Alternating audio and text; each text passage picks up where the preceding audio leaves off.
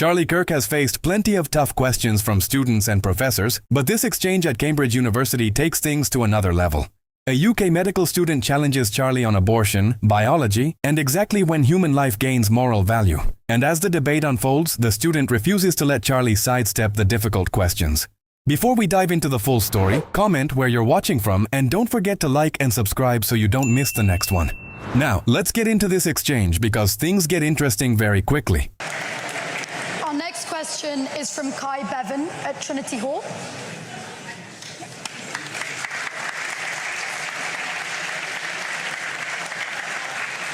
Right, so thank you for coming, Charlie. My question to you, I'm a medical student, and I'm going to throw out the big A word. I know you get asked about it a lot, but I want to hear from you what your opinion is on abortion.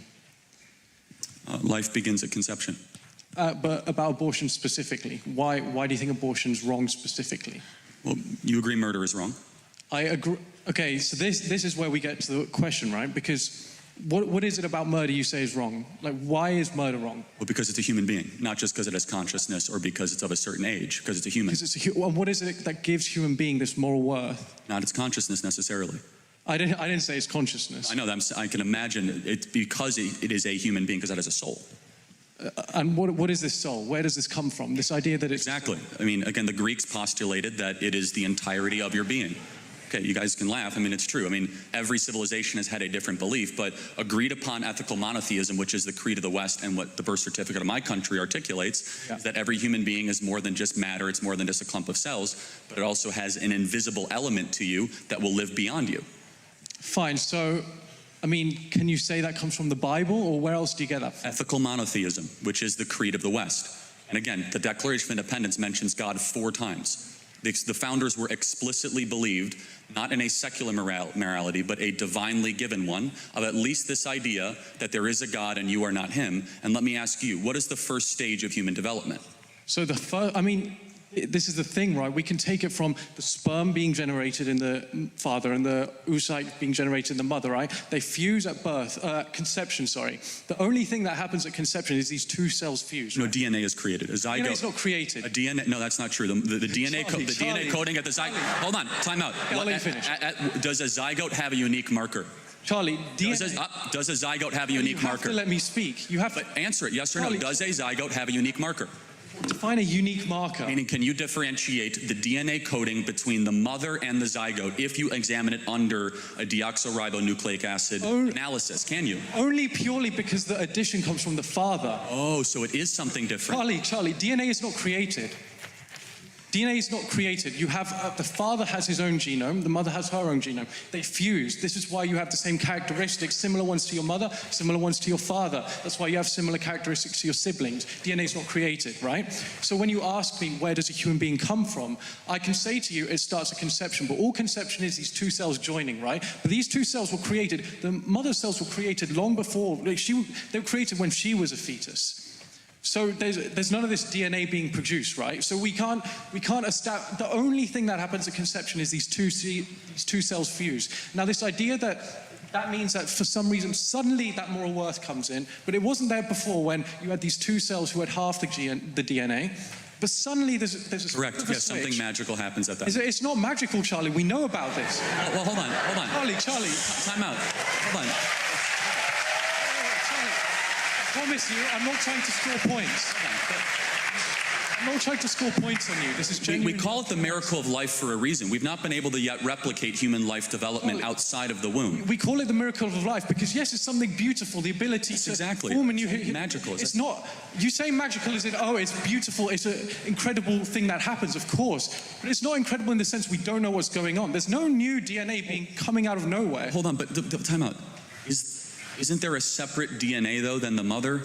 Yes, from the father. Okay, yes, but it's not the father's DNA either. A new coding is created. Charlie, you are a blend of the 2. And so when did your life begin? Okay, so when did your life begin?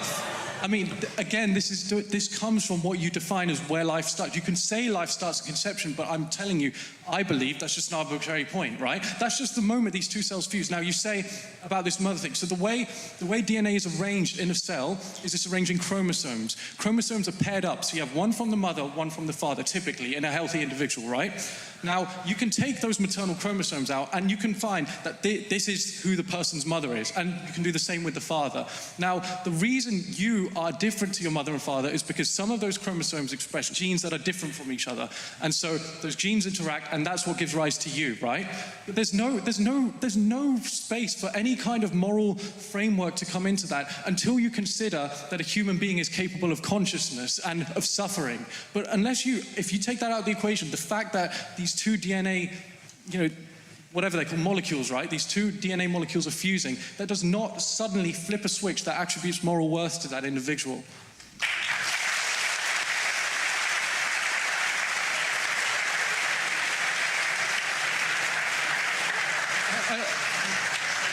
I mean, I'm just saying, I'm not trying to score points. I'm trying to understand. By what moral standard do you believe that?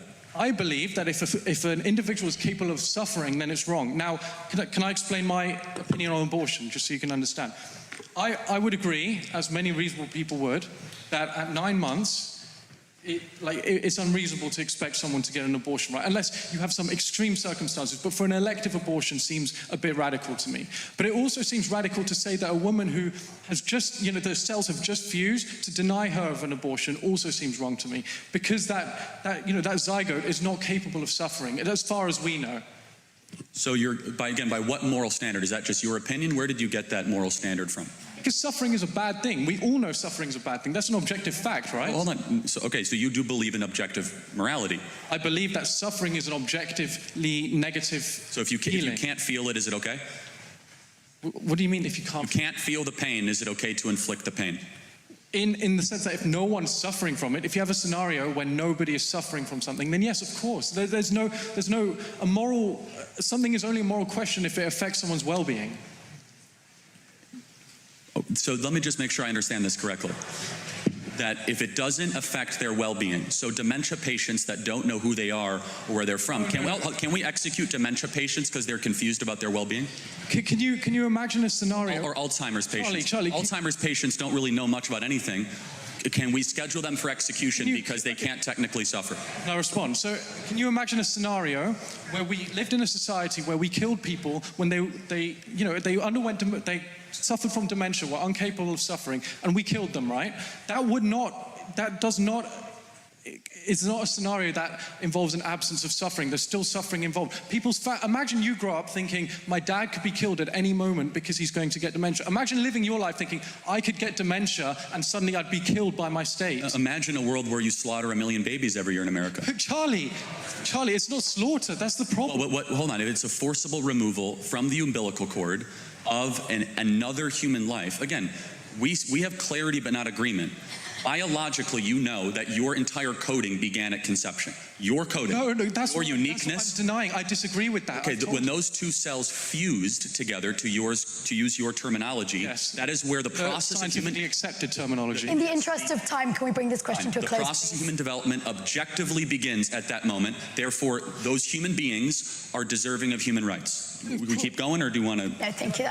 Yeah, you can finish. The process of development begins from the moment the sperm is being generated in the father, the moment the eggs are being generated in the mother. To say that suddenly the moral worth switches on when they fuse doesn't make any sense. That's just a point you It makes perfect sense, because that is when your journey as a human being. When the sperm and egg were separate, you were not yet a fused human being. You were not created uniquely. DNA existed. In image. Your DNA existed. I thought. Well, no, the parts of your DNA existed. Your DNA did not exist. It's like saying that we have a full car just because we have all the parts. It was not yet put together until conception happens and the zygote was formed. Thank you. I think we have to get Can we move on to the next question, please? Thank you.